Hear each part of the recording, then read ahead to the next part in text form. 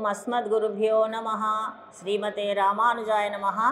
అనాఘ్రతావద్యం బహుగుణపరీణాహి మనసో దుహానం సౌహార్దం పరిచితమివాథాపి గహనం పదానాం సౌభ్రాత్రాదనిమిష నిషేవ్యం శ్రవణయోః త్వమేవ శ్రీర్మహ్యం బహుముఖయ వాణీ విలసితం తర్కత్రయంతమర్మజ్ఞం ప్రబోధనపరాయణం జిజ్ఞాసుజన జీవాతుం శ్రీరంగార్యగురుం భజే.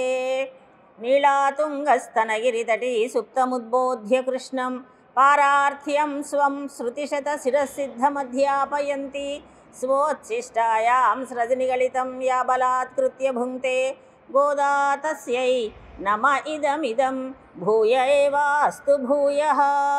ప్రియ భగవద్బంధువులారా, ధనుర్మాసం ప్రారంభమైన దగ్గర నుండి వడివడిగా నడుస్తూ ఇవాళ 18 రోజులు పూర్తి చేసుకొని 19వ రోజుకి విచ్చేసాం. అమ్మవారి యొక్క ఏడుకొండల వాడి యొక్క శ్రీకృష్ణ పరమాత్మ యొక్క కృపా విశేషము వల్ల మనకు తెలియకుండానే గడిచిపోతుంది. ఆనంద ఉత్సాహాలతో గడిచిపోతుంది. ప్రొద్దునే నిద్ర మేల్కొనడం, ఆలయానికి రావడం, మంగళహారతులతో రావడం, భక్తి శ్రద్ధలతో రావడం, సేవాకాలంలో పాల్గొనడం, 30 పాటలను ప్రతిరోజు పాడడం. తిరుప్పావై వ్రతం అంటే ఇదే కదా.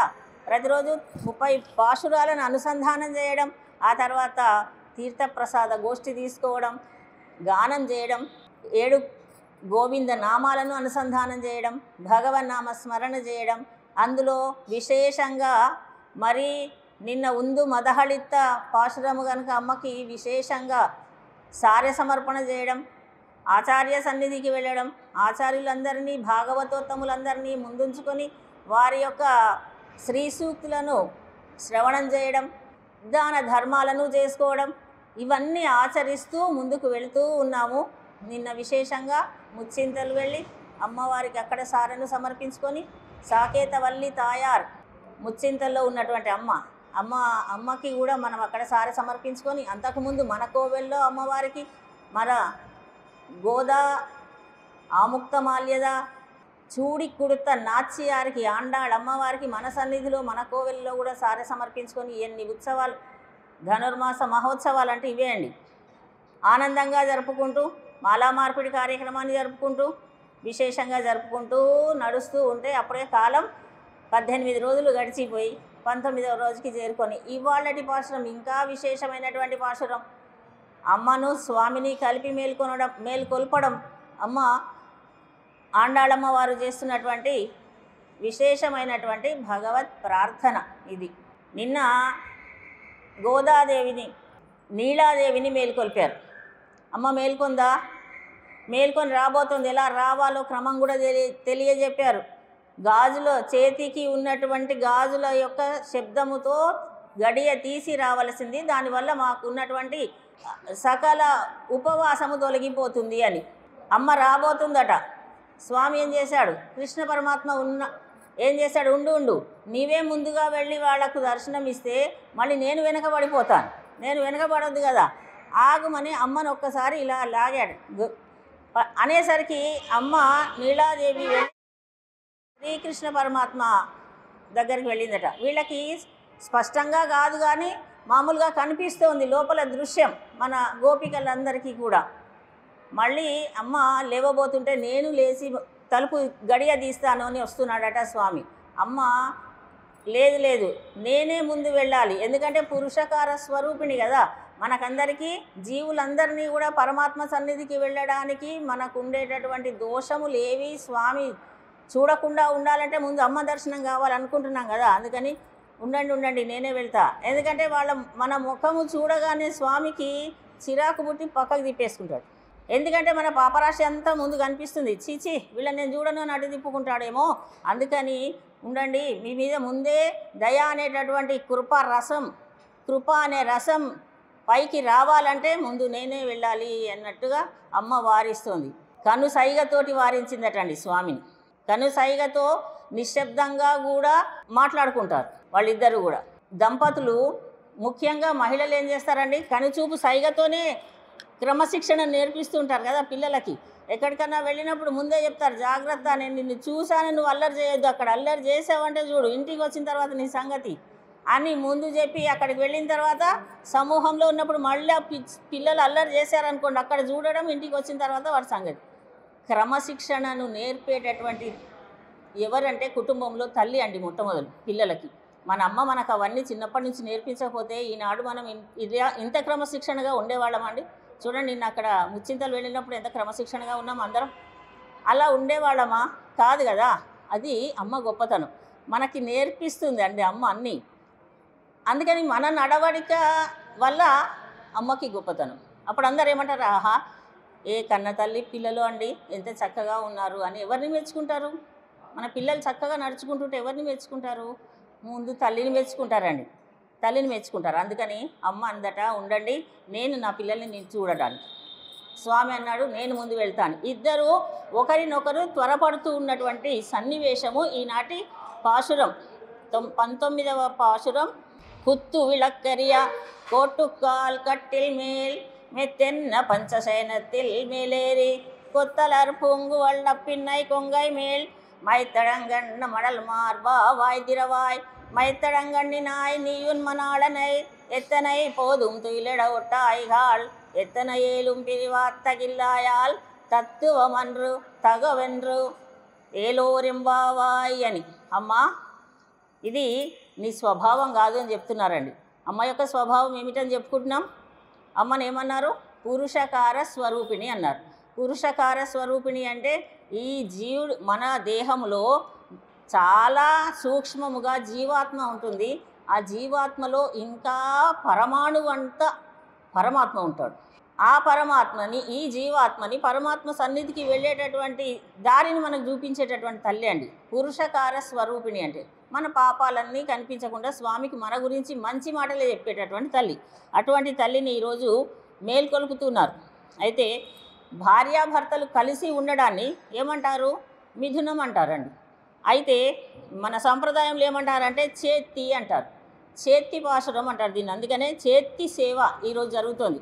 ఇద్దరిని, కృష్ణ పరమాత్మను నీలాదేవిని ఇద్దరిని మేల్కొల్పడం ఈనాటి పాశురం యొక్క విశేషం అన్నమాట. నప్పిన పిరాటిని కృష్ణ పరమాత్మను ఇద్దరిని కూడా మేల్కొల్పడం ఇవాళ 19వ పాశురము, రేపు 20, 21 ఈ 3 రోజుల్లో కూడా అమ్మను స్వామిని కలిపి మేల్కొల్పుతూ ఉంటారు. అది విశేషం. ఏం చెప్తున్నారు? కుత్తు విళక్కర్య కొట్టుకాల్ కట్టిల్ మేల్ మెత్తెంద్ర పంచశయనత్తిల్ మేలేరి కొత్తలర్ పొంగువల్ నప్పిన్నై కొంగై మేర్ అంటున్నారు. గుత్తు విளக்கு అంటే గుత్తి దీపములండి. గుత్తి దీపములు ఉన్నాయట. అంటే ఒక స్టాండ్ లాగా ఉండి 5 దీపాలు ఉంటాయి. ఇప్పుడు ఇది ఉంది చూడండి, మనకి ఇక్కడ ఉన్నటువంటి దీపానికి 5 వత్తులు వేసి ముట్టించడం గుత్తి దీపం. 5 దీపాలు వెలుగుతూ ఉంటాయి ఒక స్టాండ్కి. అలా గుత్తి దీపములను వెలిగించి ఉన్నాయట మంచము దగ్గర. దంతపు కోళ్ళుతో ఉన్నటువంటి ఒక మంచానికి 4 కోళ్ళు ఉంటాయి. ఆ 4 కోళ్ళు కూడా ఎక్కడట? కృష్ణ పరమాత్మ కువలయ పీఠం అనేటటువంటి ఏనుగుని సంహరించాడు కదా, ఆ ఏనుగుకి 4 దంతాలు. ఆ దంతాలను తెచ్చి కోళ్ళుగా అమర్చి అమ్మకు మంచాన్ని చేయించి పెట్టాడు, తన శౌర్యానికి ప్రతీకగా. అటువంటి మంచం పైన నీలాదేవితో శ్రీకృష్ణుడు శయనించి ఉన్నాడు. గుత్తు విளக்கு అంటే ఆ మంచము చుట్టూ కూడా గుత్తి దీపములు ఉన్నాయి. ఒక స్టాండ్కు ఉన్నటువంటి 5 దీపాలు ఒక దగ్గర ఉండి, అట్లాంటి దీపాలు అనేకం ఉన్నాయి.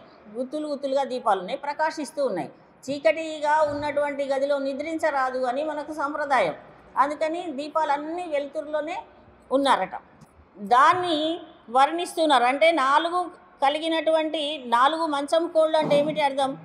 మనకి ఈ లోకంలో 4 విధాలు అని చెప్తే మనకు ఈ దేహము కూడా లభించింది 4 రకాలండి. దేవ, మనుష్య, తిర్యకు, స్థావరములు అని 4 రకాలుగా సృష్టించాడు పరమాత్మ. దేవతలు ఉన్నారు, తర్వాత దేవతల ఒక దేహము, తర్వాత మనుష్య, స్థావరములు, తిర్యక్కులు అని. తిర్యక్కులు అంటేనేమో జంతురాశి అండి. స్థావరములు అంటే కదలకుండా మెదలకుండా ఉన్నటువంటి కొండలు, కోనలు, చెట్లు మొదలైనవి. ఇలా విభజన చేసి జీవరాశిని సృష్టించాడు. ఇవి దేహములు. అదేవిధంగా వర్ణములు ఉన్నాయి, బ్రాహ్మణ, క్షత్రియ, వైశ్య, శూద్ర, అవి 4. అదేవిధంగా మనం తరించడానికి ఉన్నటువంటి విశేషాలన్నీ ఉన్నాయి. వాటిని ఏమంటారు? ఆశ్రమ ధర్మాలు ఉన్నాయి. బ్రహ్మచర్యము, గార్హస్థ్యము, వానప్రస్థము, సన్యాసాశ్రమం అని 4 ఆశ్రమాలు. అదేవిధంగా భగవంతుని దర్శించేటటువంటి జ్ఞానులు 4 రకాలుగా ఉన్నారని భగవద్గీతలో తెలియజేశారు. ఆర్తః జిజ్ఞాసు అర్థార్థి జ్ఞానులు అని. ఈ విధంగా వీటన్నిటినీ గుర్తు చేసుకుంటున్నారనమాట. ఇవి 4 మంచం కోళ్ళు అంటే మామూలు కాదండి. అది మనకి పురుషార్థములు కూడా 4: ధర్మ, అర్థ, కామ, మోక్షములు. అదేవిధంగా మనకు మోక్షము కూడా 4 రకాలుగా ఉంటుందటండి. మోక్షం ఏమిటి అంటే సారూప్యము, సాలోక్యము, సామీప్యము, సాయుజ్యము అని మోక్షం కూడా 4 రకాలు. మోక్ష సాధనాలు కూడా 4 రకాలు. ఏమిటి అంటే మోక్షానికి వెళ్ళాలంటే సాధన చేయాలి కదండి. పైన అంతస్తుకు వెళ్ళాలంటే ఏం చేయాలి? ముందు మొదటి మెట్టు ఎక్కాలి. అదేవిధంగా మోక్ష సాధనాలు ఏమిటి అంటే కర్మ, జ్ఞాన, భక్తి, ప్రపత్తులు. ముందు కర్మను ఆచరించాలి, జ్ఞానాన్ని సంపాదించాలి. కర్మ జ్ఞానం తర్వాత భక్తి కలుగుతుంటే తర్వాత ప్రపత్తి జరగాలి. ప్రపత్తి అంటే అర్థం ఏమి? ఇంకా నీవు తప్ప ఎవరు లేరు నాకు అనన్య గతికులమై ఉండుట. అదే స్థితిని మనకు అమ్మ పొంది గోపికలందరూ కూడా మనకు తెలియజేస్తున్నారు. ఇటువంటి స్థితిని కలిగినప్పుడు ఇంకా ఆలోచించాల్సిన పని లేదు. ఎక్కడికి వెళ్తారు? చక్కగా మోక్షమునకే అంటే పరమపదమునకే దారి అనే విషయాన్ని తెలియజేస్తారు. ఇదే విధంగా వ్యూహములు కూడా 4 ఉన్నాయండి. వాసుదేవ, సంకర్షణ, ప్రద్యుమ్న, అనిరుద్ధ అనే వ్యూహములు ఉన్నాయి పరమాత్మ యొక్క. భగవత్ క్రియలు కూడా 4 ఉంటాయి: సృష్టి, స్థితి, సంహారము, మోక్షప్రదము అని. ఇలా ఈ 4టితో కూడి ఉన్నటువంటి ఒక శాస్త్రములలో చెప్పబడినటువంటి విషయాలన్నీ కూడా చతుర్విధములుగా ఉన్నాయి. అదేవిధంగా గొప్పనైనటువంటి మంచము పైన శయనించి ఉన్నారు. ఆ మంచానికి కూడా 5 లక్షణాలు ఉన్నాయటండి. ఏం చెప్తున్నారు? మెత్తెన్ర పంచశయనత్తిల్ మేలేరి. మెత్తని 5 ఆ పడకకి కూడా 5 లక్షణాలట. మంచం పైన ఉన్నటువంటి మంచానికి 5 లక్షణాలు ఉండాలట. ఏమిటంటే 5 లక్షణాలు? చక్కగా పరుపు మెత్తగా ఉంటే సరిపోతుంది కదా మనం ఇప్పుడు అనుకుంటున్నాం. కానీ అక్కడ తెలియజేస్తారు అవేంటి 5 లక్షణాలు అంటే వేసవిలో చల్లదనంగా ఉంటుందట. వేసవికాలం చల్లదనంగా ఉండాలి, శీతాకాలం వెచ్చదనంగా ఉంటుంది, అదేవిధంగా పరిమళాలను వెదజల్లుతూ ఉంటుంది, విశాలంగా ఉంటుంది, ఎత్తుగా ఉంటుంది. ఇవి 5 రకాలు. ఈ 5 రకాలతో కూడి ఉన్నదట. మనం అనుకుంటున్నాం ఇప్పుడేమో చాలా భోగాలను అనుభవిస్తున్నామని. కానీ మనం అనుభవించే భోగమే కాదు. ఎందుకంటే మనము కనీసము ప్రకృతి సిద్ధంగా లభించినటువంటి పత్తితో చేసినటువంటి పరుపులు ఉండేవి అంతకుముందు. ఇప్పుడు ఉన్నాయా? అదేంటో ఫైబర్, ఏదో ఫైబరు, ప్లాస్టికు, ఏదైతే మానవులకు ఉపయోగపడనటువంటి అనారోగ్యాన్ని కలుగజేసేటటువంటి పదార్థాలతోటే ఇప్పుడు అన్ని వస్తువులు తయారవుతున్నాయి. అదే మనం చూసి గొప్ప ఐశ్వర్యం అనుకుంటున్నాం. దానివల్ల ఏమవుతుంది? మనకు ఆనందం కాదు కదా, అనారోగ్యం కలుగుతుంది కదా. నిద్ర పట్టకపోవడం ఏంటండి? మరి 10,000 20,000 పెట్టుకున్నటువంటి పడక మీద పడుకుంటే నిద్ర పట్టకపోవడం ఏంటి? నిద్ర లేదండి అని ఆసుపత్రి చుట్టూ తిరుగుతున్నారా? ఎందుకంటే అది కారణం. ఇవన్నీ ఉండవలసినటువంటి అసలు లక్షణాలు లేవు, మనకు అనవసరమైనవన్నీ ఉన్నాయి, అనారోగ్యాన్ని తెచ్చేటటువంటివి ఉన్నాయన్నమాట. అయితే ఈ తెల్లదనము, మెత్తదనము, విశాలము అనేటటువంటి ఇవన్నీ 5 రకాలు చెప్తున్నారంటే ఏమిటి అర్థం? అందులో మళ్ళీ అంతరార్థం ఏమిటి అంటే అర్ధపంచక జ్ఞానం చెప్తున్నారండి. మానవుడికి ఉండవలసిన జ్ఞానం ఏమిటి అంటే అర్ధపంచక జ్ఞానం అని ఒక 5 విషయాలు చెప్పారు. ఏమిటండి అందులో అంటే నేనెవరూ తెలియాలట. అదేమిటండి నేనెవరేంటి? నేను ఫలానా వాళ్ళకి పుట్టాను, పెరుగుతున్నాను, ఉంటున్నాను, మా ఊరు ఇది. నేనెవరు? ఎందుకు ఇక్కడికి ఇచ్చేశాను? భగవంతుని దర్శించుకోవాలంటున్నారు. భగవత్ తత్వం ఏమిటి? ఆ దర్శించినటువంటి భగవంతుని చేరాలంటున్నారు. చేరడానికి మార్గం ఏమిటి? 3వది. 4వది చేరడానికి ఉపాయం ఏమిటి? 5వది. ఇది చేరాలనుకుంటూ ఉంటే కూడా విరోధం ఉంటుంది. ఈ విరోధులు ఎవరు? ఇవి 5 ముఖ్యంగా తెలుసుకోవాలట. ఇవి 5 తెలుసుకున్నప్పుడు మాత్రమే కర్మ, భక్తి, జ్ఞానము తెలుసుకొని మోక్ష సాధనానికి వెళ్ళగలుగుతారు. ఇవి తెలుసుకోవడానికి కోసమనే మనకు వేదములు, వేదాంగములు, ఉపనిషత్తులు, బ్రహ్మసూత్రములు, మహాభారత, భాగవత, రామాయణాదులు, భగవద్గీతాదులన్నీ కూడా ఉద్భవించాయి. దేనికోసం? ఈ అర్ధపంచక జ్ఞానాన్ని మనకు చెప్పడం కోసం. అందుకని ముఖ్యమైనటువంటి ఈ పాశురంలో ఈ విధంగా తెలియజేశారు. అందుకని మనం ఏం చేయాలి? ఇవాళ నుంచి నేను ఎవరనేది తెలుసుకోవాలి. ఈ విషయాలతో పాటు చెప్తున్నారు కొత్తలర్ పూంగుళల్ నప్పిన్నై కొంగై మేల్ మైత్త కిడంద మలర్మార్ బావాయ్ తిరవాయ్. గుత్తులు గుత్తులుగా వికసించినటువంటి పుష్పాలటండి. కొప్పు ముడుచుకున్న తర్వాత ఒకసారి మన అమ్మమ్మ నాన్నమ్మలకు గుర్తు చేసుకుంటే కొప్పు ముడుచుకొని వెంటనే ఒక్క పువ్వున్న పెట్టుకునేవాళ్ళండి. పువ్వు లేకుండా ఉన్నారా? సిగలో పువ్వు లేకుండా ఎవరు లేరు. మనకు అసలు ఇప్పుడు సిగనే కరువు. సరే, అప్పటి సంగతి గుర్తు చేసుకుంటే చక్కగా కొప్పు నిండా కూడా ఇలా పుష్పాలను మాలగట్టి పెట్టుకునేవారు కదా. అదేవిధంగా నప్పిన్న పిరాటి కూడా గుత్తులు గుత్తులుగా ఉన్నటువంటి పుష్పములను ధరించినటువంటి కేశ సంపద. ఎంత కేశ సంపద ఉంటే ఎన్ని పుష్పాలు పెట్టుకోవాలి కదండి. ఏం చెప్తారు? జుట్టును బట్టి కొప్పు కొప్పు కొప్పు ఆ, జుట్టు ఉన్న అమ్మ ఎలాగైనా మూడేసుకుంటుంది అని కదా. అందుకని ముందు ఉండాల్సింది ఏమిటి? అసలు జుట్టు. అదే లేకపోతే కొప్పు ఏమి వేస్తాం. అందుకని ఏం చేస్తున్నారు, ఇప్పుడు కనీసం ఒక రబ్బర్ బ్యాండ్ కూడా తెచ్చిపెట్టుకోవాల్సి వదిలేసేసుకుంటున్నారు. ఇంకా అది కూడా పనే లేదు. అల్లుకోవాల్సిన పని కూడా మర్చిపోతున్నారు. అది పద్ధతి కాదు. అల్లుకోవడం అనేది ఉండాలి, లేకపోతే మూడేసుకోవాలి. ఎంత జుట్టు ఉంటే అంత. సరే, అది పక్కన పెడితే మన సంప్రదాయంలోకి మన పిల్లలందరూ వచ్చేటటువంటి బాధ్యత తీసుకోవాల్సింది మనమే కనుక సందర్భం వచ్చినప్పుడు దీన్ని చెప్పుకుంటాం. ఇక్కడ ఏం చెప్తున్నారు, మనకు మన నప్పిన పిరాటి గుత్తులు గుత్తులుగా ఉన్నటువంటి సువాసన కలిగినటువంటి పుష్పములను ధరించిన కేశ సంపద ఉందట. చూడండి ఎంత అందంగా ఉందో అమ్మ. అందుకే అమ్మ, అటువంటి ఓ తల్లి నువ్వు ఒక మాట మాట్లాడు అంటున్నారు. ఒక పలుకు ఎలా ఉంది? శయనించినటువంటి, అంతేకాదండి, విశాలమైనటువంటి నీలాదేవి కొత్తలర్ పూంగువల్ నప్పిన్నై కొంగై మేల్ మలర్ మాల్భా వాయ్ తిరవాయ్. వాయ్ అంటే నోరు. నోరు తెరవమ్మా. చక్కగా పుష్పాలను ధరించావు, కళ్ళకు కాటుక ధరించావు. మేమేం చేస్తున్నాం? వ్రతమని ఆచరిస్తే ఏం చేస్తున్నారు మన గోపికలంతా? గోదమ్మ వారు కాటుక ధరిస్తుందా? కాటుక ధరించము.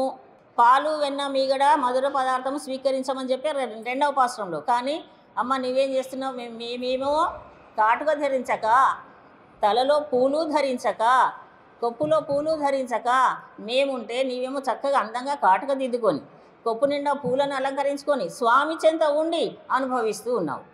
ఇది కాదు అంటున్నారు. అయితే ఈ పాశ్రము కొత్తలార్ పూంగువల్ నప్పిన్నై కొంగై మేల్ వైత్తు కిడంద మలర్ మార్బా వాయిదిరవాయ్ అనే ఈ పాశ్రములోని ఈ 2 పాదములు అంటారు ఒక్కొక్క లైన్. ఈ 2 లైన్లకు సంబంధించే మనకు ఒక ప్రార్థనా శ్లోకం.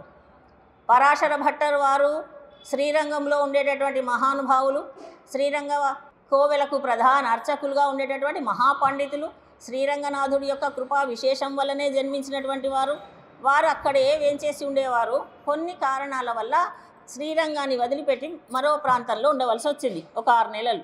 అప్పుడు చాలా బాధపడుతున్నారు. రంగనాథుడిని దర్శించకపోతిని, ప్రతినిత్యము దర్శించే స్వామి యొక్క దర్శనం లేదు, అమ్మ దర్శనం లేదు, గోదాదేవి దర్శనం లేదు అని చింతిస్తూ ఉన్నారు. అప్పుడు అది చూసినటువంటి శిష్యులందరూ వెళ్ళి, గురువుగారు గోదాదేవి గురించి ఒక చక్కటి శ్లోకం చెప్పండి, అది మేము ప్రతినిత్యము మేము కూడా అనుసంధానం చేసుకుంటాము, మీకు కూడా ఈ బెంగ తీరుతుంది అన్నారట. అంటే అప్పుడు వెంటనే సంతోషపడ్డారు. నిజమే అని అప్పుడు ఒక శ్లోకాన్ని చెప్పారు. ఆ శ్లోకం ఏమిటి అంటే, మనం ప్రతినిత్యము ప్రార్థన చేసుకుంటున్నాం దాన్ని ముందుగా. అదే ఆ శ్లోకం ఈ పాశ్రం యొక్క ఈ పాదాన్ని బట్టి, దీనికి ఉన్నటువంటి అర్థాన్ని బట్టి ఆ శ్లోకాన్ని చెప్పారు. ఏమిటి? కొత్తలార్ పోంగువల్ నప్పిన్నై కొంగై మేల్ వైత్తు కిడందర్ మలర్ మార్బా వాయ్ తిరవాయ్ అని. అమ్మా, నీవు చక్కగా స్వామి చెంత ఉన్నటువంటి దానవు, వికసించినటువంటి పుష్పాలు ధరించావు, కేశములను అందంగా అలంకరించుకున్నావు, కళ్ళ కాటుకను ధరించావు, స్వామిని నీ చెంత ఉంచి కట్టి వేసుకున్నావు. అది భావం. అది ఆ భావన వచ్చేటట్లుగా నీళాతుంగస్తనగిరి తటి వారు చెప్పినటువంటి ప్రార్థన శ్లోకం.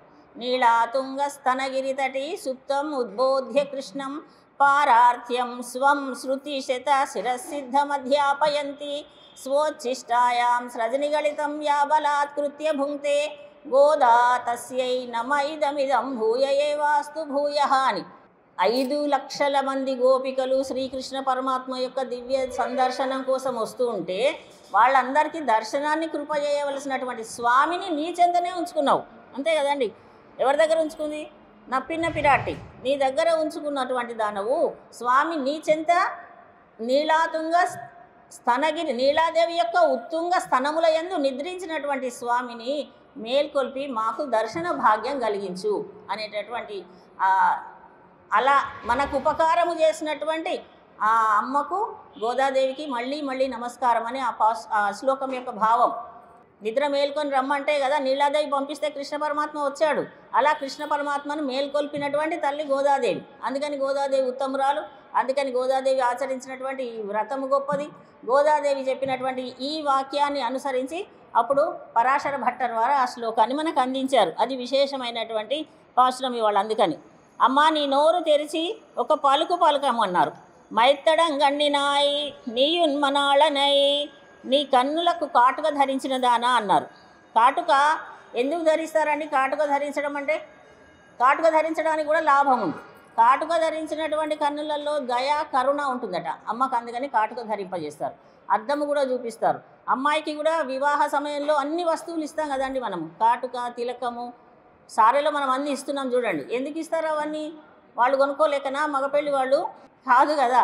మనం ఎందుకు ఇస్తాము అంటే అమ్మాయికి శత్రు బాధ ఉండకుండా. అద్దం కూడా చూపిస్తారండి, ఇచ్చి అద్దాన్ని ఇట్లా అమ్మాయికి ముఖం అప్పుడు చూపించి ఇస్తారు.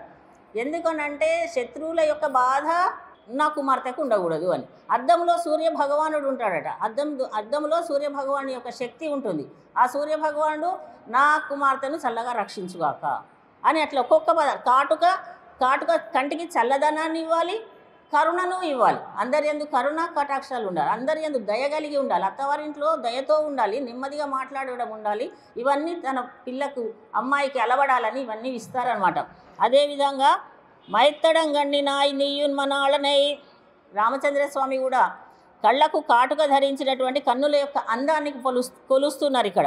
రామచంద్రస్వామి ఏమన్నాడంటే సీతమ్మ వారిని చూడకుండా ఒక్క క్షణం కూడా ఉండలేనన్నాడు. సీతమ్మ ఏం చెప్పింది తెలుసా అండి హనుమత్ స్వామితోటి? రావణాసురుడు 2 నెలల సమయం ఇచ్చాడు, ఇంకా ఆ లోపల రామచంద్రుని రమ్మను. అమ్మ ఎందుకమ్మా రామచంద్రుని రమ్మను, నా భుజాల మీద కూర్చొని నేను తీసుకెళ్ళిపోతా అన్నాడు హనుమత్ స్వామి. అలా రాను, నా రాముడే రావాలి, ఇక్కడ ఉన్నటువంటి దుర్మార్గులను అందరినీ అంతం చేయాలి అని ఒక నెలలో రమ్మని చెప్పు కనీసం అని చెప్పిందట. అంటే హనుమత్ స్వామి వెళ్ళి రామచంద్ర స్వామికి తెలియజేశాడు. ఏమన్నది నా సీతమ్మ అంటే 1 నెల వరకు జీవించి ఉంటాను, నెల వరకు రమ్మని చెప్పిందండి. నెల వరకు జీవించి ఉంటా అన్నదా? నేనైతే ఒక్క క్షణం కూడా ఉండలేను అన్నాడండి రామచంద్రస్వామి. ఎందుకంటే అమ్మవారి యొక్క నేత్రములను చూడకుండా నేను ఇంకా ఉండలేను అన్నాడట. నా జీవేయం క్షణమపి వినాత మసితే క్షణం అని, నేను ఒక్క క్షణం కూడా అందమైన కాటుక కన్నులను చూడకుండా నేను ఇంకా జీవించి ఉండలేను అన్నాడట. ఒక క్షణకాలమైనా ఉండలేను. అటువంటి ఆ కన్నులు కలిగినటువంటి తల్లి దయాస్వరూపిణి అయినటువంటి అమ్మ నీలాదేవి. నీ ఉన్మనాళనై, సరే అమ్మ నీవు లేవకున్నా రావడం, నీవు పలకకున్నా సరే నీ ఉన్మనాళనై ఎత్తెనై పోదుం తుయిలెడగొట్టాయిగాళ్, నీవు నీ ప్రియుని ఒక్క క్షణమైన నిద్ర నుండి మేల్కొని మా కోసం దర్శింపజేయి అట్లా ప్రార్థిస్తున్నారు. సరే నీవు పలకడం లేదు, నీవు రావడం లేదు, కృష్ణ పరమాత్మ సరే వీళ్ళు ఇంత ప్రార్థిస్తున్నారు నేను వెళ్తాను అంటే కనుసైగతో ఆపేశావు. అలా చేయకమ్మా, స్వామి యొక్క కృప మా ఎందుకు కురిపించు అని స్వామిని ఏమన్నారు చెప్తున్నారు. లోకవల్లభుడు అని పేరు కదా, గోపీజన వల్లభుడు అని పేరు. స్వామికి ఏమని పేరమ్మా? లోకాన్ని అంతటినీ రక్షించేటటువంటి వాడు, సర్వ భక్త రక్షకుడు కదా. భక్త రక్షకుడు అయినటువంటి ఆ స్వామిని మేమందరము భక్తులము దర్శించడానికి వస్తే మాకు దర్శనం ఇవ్వకుండా చేయడము నీ యొక్క స్వభావానికి తగదు అని అసూయ పడుతున్నారండి గోపికలు. మేమందరము మా ఊరిలో ఉన్నటువంటి పెద్దవాళ్ళు అంగీకరిస్తే ఈరోజు మేము వ్రతం అనేటటువంటి మిషతోటి వచ్చి స్వామిని దర్శించాలని వస్తే మళ్ళీ మా పెద్దవాళ్ళు తెల్లవారిందంటే అనుమతిస్తారో లేదో, నడవండి కృష్ణుని దగ్గరికి ఎందుకంటారో, ఇన్ని భయాలండి వాళ్లకు. అందుకని ఇంత సమయాన్ని మేము చూసుకొని వస్తే నీవేమో స్వామిని మా దగ్గర పంపించడం లేదు అని అసూయపడుతున్నారు. ఎత్తనే ఏలుం పిరివా అత్తగిల్లాయాల్, నీకు ఒక్కడికేనమ్మ భర్త, లోక భర్త అని పేరు పరమాత్మకి కదండి. ఈ జీవాత్మ మనందరం ఎవరమంటే స్వామి ఒక్కడే అండి భర్త. మనలందరినీ కాపాడేవాడు, మనలందరినీ రక్షించేవాడు ఆయనే. అందుకనే లోక భర్త అని పేరు పరమాత్మకు. ఈ లోకాన్ని అంతటినీ భర్త అంటే అర్థమేమి? భరించువాడు, రక్షించువాడు, కాపాడువాడు. ఈ లోకాన్నంతా రక్షించేది ఎవరు? సరే ఈ లోకంలో భార్యాభర్త అనే పేర్లున్నా అప్పటి వరకు అది కుటుంబం వరకు, కానీ లోకాన్నంతా రక్షించేటటువంటి వాడు లోకభర్త అనేటటువంటి పేరు ఉన్నటువంటి నీ స్వామిని నీవు ఇంకా ఒక క్షణం కూడా నువ్వు వదిలి ఉండలేకపోతున్నావే. ఇది నీ స్వభావానికి తగిందేనా?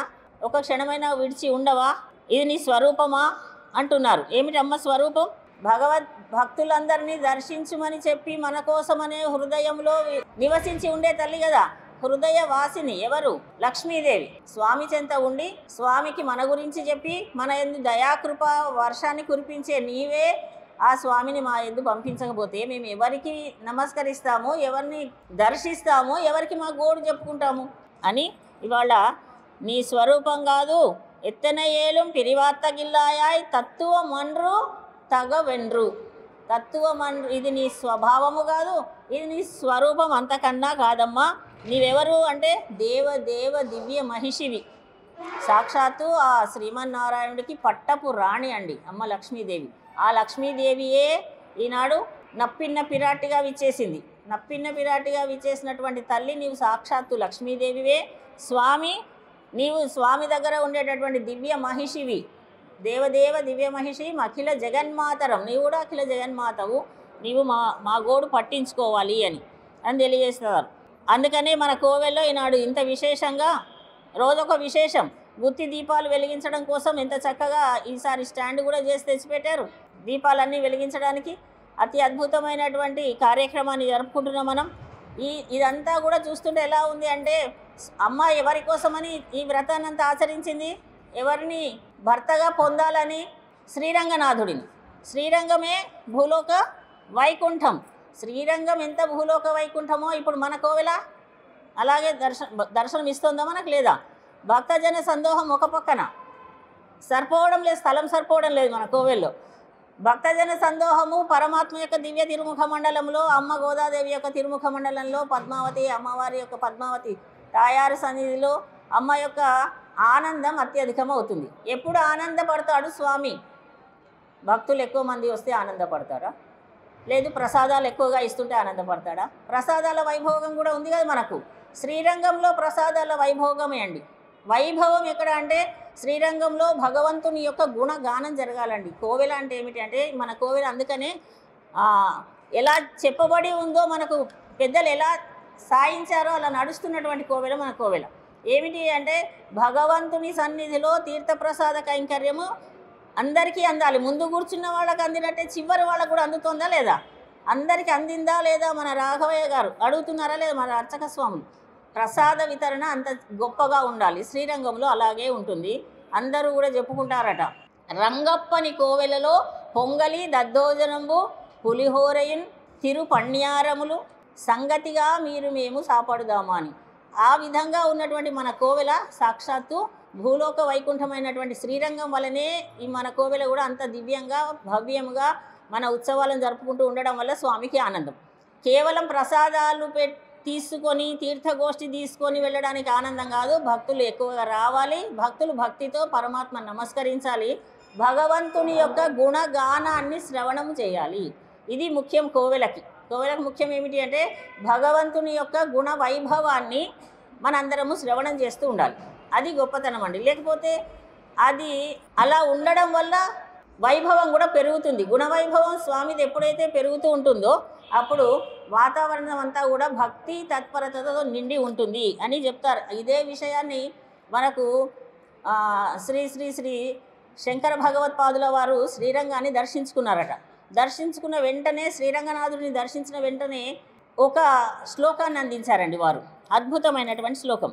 ఇదం హిరంగం త్యజతామిహాంగం పునర్నచాంగం ఇది చాంగమేతి పాణౌ రథాంగం శయనే భుజంగం యానే విహంగం శరణే అంబుజాంగం అని అద్భుతంగా చెప్పారు. ఏమండి భూలోక వైకుంఠం భూలోక వైకుంఠం అంటున్నారు శ్రీరంగాన్ని. శ్రీరంగ దివ్యక్షేత్రమే మొట్టమొదలు. ఆ శ్రీరంగనాథుడు విభీషణుల వారికి ఇచ్చినటండి. ఎవరు పూజించారు మొట్టమొదలు శ్రీరంగనాథుడిని అంటే రామచంద్రస్వామి అండి. వాళ్ళ కుల దైవం, కులధనం అంటారు. మన కులధనం ఏమిటి అంటే దైవం అండి.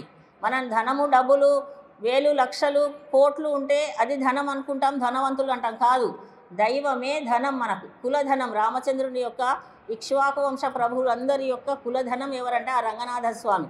ఆ రంగనాథ స్వామి రామచంద్రస్వామి లంక నుండి అమ్మ సీతమ్మ తల్లిని తీసుకుని వెళ్ళినాక పట్టాభిషేకం జరిగింది అయోధ్యలో. అందరినీ పిలిచాడండి. అప్పుడు విభీషణుడు కూడా వెళ్ళారు. విభీషణుడు అన్నారు, సరే మళ్ళీ వెళ్ళాలి కదా, ఎవరి రాజ్యానికి వాళ్ళు వెళ్ళారు. ఎన్ని రోజులను ఉంటారండి, అలాగే ఉన్నారట. నెల 2 నెలలు 3 నెలలు. ఇంకా రామచంద్రస్వామిని వదిలి వెళ్ళిపోవడం ఇష్టపడడం లేదు ఎవ్వరు. సరే ఎవరి కార్యక్రమాలకి వాళ్ళు వెళ్ళాలి అన్నప్పుడు విభీషణుడు అన్నాడట, స్వామి మీ గుర్తుగా నాకేమని ఇవ్వండి అంటే వాళ్ళ యొక్క కులధనాన్ని ఇచ్చేశాడు రామచంద్రస్వామి విభీషణుడికి. ఆ కులధనమైనటువంటి రంగనాథ స్వామిని విమానముతో కూడినటువంటిదండి. అంటే మనం ఇంట్లో మన పెరుమాళ్ళని ఉంచుకునేటటువంటి పేటిక ఉంటుంది కదా, దాన్ని ఏమంటారు, భువనేశ్వరం అంటారు. అలాంటి భువనేశ్వరం మొత్తం ఇచ్చేశాడు రామచంద్రస్వామి. ఎప్పుడూ ఇక్ష్వాకు దగ్గర నుంచి పూజిస్తున్నటువంటి స్వామి రంగనాథ స్వామి వారి గృహములో ఇచ్చేస్తే అది పట్టుకొని వెళ్తున్నాడు. సాయంకాలం అయింది, లంకకు వెళ్ళాలి విభీషణుల వారు. లంకకు వెళ్తూ సాయంత్రం అయింది. ఆ సమయంలో కావేరీ నది దగ్గరకు వచ్చారు. సంధ్యావందనం ఆచరించడానికని ఆ పెరుమాళను కింద ఉంచారట. అక్కడే ఉండిపోయాడు రంగనాథుడు. ఉభయ కావేరీల మధ్యలో వచ్చి నమస్కరించాడు, ప్రార్థించాడు, బాధపడ్డాడు. హే రామచంద్ర, ఇదేమిటి ఇక్కడే ఉండిపోయావనంటే లంక దాకా వెళ్ళడానికి ఇష్టం లేదు మన రంగనాథుడు. అక్కడే స్థిరంగా ఉండిపోయాడట. అయితే విభీషణుడు ప్రార్థన చేస్తే సరే అని అటువైపు చూస్తూ ఉంటాడండి. శ్రీరంగం కోవెల దక్షిణముఖంగా ఉంటుంది. దక్షిణంలో ఉన్నటువంటి లంక ఎక్కడుంది? దక్షిణం వైపు కదా. దక్షిణం వైపు నీ నగరాన్నే చూస్తూ ఉంటాను అని అభయం ఇచ్చాడు రంగనాథస్వామి. అలా వెలిసినటువంటి విశేషం ఆ ఇక్ష్వాకు ప్రభువులకు ఎక్కడి నుంచి వచ్చిందంటే బ్రహ్మదేవుడు ఇచ్చాడు. బ్రహ్మదేవుడికి ఎక్కడి నుంచి వచ్చింది ఆ శ్రీరంగనాథుడి విగ్రహం అంటే సాక్షాత్తు శ్రీమన్నారాయణ ఇచ్చాడు. వైకుంఠానికి వెళ్తేనేమో ఎప్పుడూ స్వామి దర్శనం కావడం లేదు. పద్మంలో నుండి ఉద్భవించిన తర్వాత వేదములను ఇచ్చిన తర్వాత ఆ వేద పఠనం చేసుకుంటూ ఉంటున్నాను, కానీ తండ్రి నిన్ను చూడాలంటే నాకు ఎలా, నిన్ను దర్శించాలంటే ఎలా అంటే ఆ రంగనాథుడిని ఇచ్చాడా బ్రహ్మదేవుడికి. ఆ బ్రహ్మదేవుడి దగ్గరికి ఇక్ష్వాకు మహాప్రభువు వెళుతూ ఉండేవాడు. వెళ్ళి సూర్యవంశపు రాజులు వెళ్ళి ప్రార్థన చేస్తే ఆ రంగనాథుడిని ఇక్ష్వాకుకి ఇచ్చాడు. ఆ ఇక్ష్వాకు కాలం నుండి రఘుమహారాజు, దిలీప మహారాజు, వాళ్ళ వంశము అందరూ కూడా చేస్తూ ఆరాధన చేస్తూ చివరికి రామచంద్రుడు కూడా, సీతారాములు కూడా ఆరాధన చేసినటువంటి సాక్షాత్తు పరమాత్మయే శ్రీరంగంలో వెలిసినటువంటి శ్రీరంగనాథుడు అక్కడే ఉన్నాడు. లంకను చూస్తూ ఉన్నాడు. అయితే శ్రీరంగంలో అక్కడ నివసించడం, అక్కడ ఉన్నటువంటి అల్పజీవి అయినా సరే ఉన్నత పరమపదానికి చేరుతుంది అని చెప్తూ ఈ శ్లోకాన్ని చెప్పారు. ఇదం హి రంగం త్యజతామిహాంగం. అక్కడ శ్రీరంగంలో ఉండి ఎవరైతే ఈ శరీరాన్ని త్యజిస్తే పునర్నచాంగం, మళ్ళీ జన్మ అంటూ ఉండదండి, అంత విశేషమైనదని. ఇది చాంగమేతి, ఒకవేళ మళ్ళీ జన్మిస్తే పాణవు రథాంగం. ఎలా జన్మిస్తాడంటే చేతిలో చక్రంతో పుడతాడండి. చేతిలో చక్రం ఎవరికి ఉంటుంది? శయనే భుజంగం. మరి శయనించడానికి ఆదిశేషుల వారు వస్తారు, చేతిలో చక్రము వస్తుంది. యానే విహంగం, ఎక్కడికైనా వెళ్ళాలంటే గరుత్మంతుల వారే వస్తారు. అంటే సాక్షాత్తు శరణే అంబుగాంగం, గంగా నది కూడా పాదాల నుండి ఉద్భవించి ఉంటుంది. అంటే సాక్షాత్తు మళ్ళీ శ్రీమన్నారాయణుడిగానే జన్మిస్తాడు తప్ప మళ్ళీ జన్మ అంటూ ఉండదు. అంత శ్రేష్టమైనటువంటిది శ్రీరంగ క్షేత్రం అని శ్రీరంగం గురించి మన ఆదిశంకరుల వారు అత్యద్భుతంగా తెలియజేశారు. అంత విశేషమైనటువంటి పరమాత్మ కనుకనే అమ్మ గోదాదేవి అందరిలోకి అందరూ విశేషమే. వెంకటేశ్వర స్వామినే ప్రార్థించింది రంగనాథుడిని నాకు భర్తగా చేయమని. అలా ప్రార్థించినటువంటి తల్లి శ్రీరంగనాథుడిని ఎంచుకున్నది. దగ్గరికి రాబోతున్నది గోదా కళ్యాణం కనుక ఇవన్నీ మనం చెప్పుకుంటూ స్వామి యొక్క దివ్య గుణ వైభవాన్ని ఈ పాశురాల ద్వారా మనకు అందించింది కనుక మనము మనకున్న సమయాన్ని బట్టి మనం చెప్పుకునే ప్రయత్నం చేస్తున్నాం. మీరందరూ చాలా శ్రద్ధగా, చాలా గొప్ప భక్తులు కనుక శ్రద్ధగా వింటున్నారు. ఇలాగే మన కార్యక్రమాలన్నీ అత్యద్భుతంగా ముందుకు సాగాలని కోరుకుంటూ ఈనాటి పాశురాన్ని ఒకసారి అనుసంధానం చేసి తర్వాత కార్యక్రమంలోనికి వెళదాం. కుత్తు విళక్కరియ కోట్టుకాల్ కట్టిల్ మేల్ మెత్తెన్ర పంచశైనத்தில் மேலேறி கொத்தலர் பூங்குவள் நப்பின்னை கொங்கை மேல் மைத்தடங்கண்ண மலர் மார்பா வாய் திறவாய் மைத்தடங்கண்ணினாய் நீயுன் மணாளனை எத்தனை போதும் துயிலிட ஒட்டாய்காள் எத்தனை ஏலும் பிரிவாத்தகில்லாயால் தத்துவமன்று தகவேலோரெம்பாவாய் நீளா துங்கஸ்தனகிரிதடி சுப்தமுద్బోధ్య కృష్ణం పారార్థ్యం స్వం శృతిశత శిరసిద్ధమధ్యాపయంతి స్వోచ్ఛిష్టాయాం సృజనిగళితం యాబలాత్కృత్య భుంక్తే గోదా తస్యై నమ ఇదమిదం భూయ ఏవాస్తు భూయః. ఆండాళ్ దివ్య తిరువడిகளே శరణం.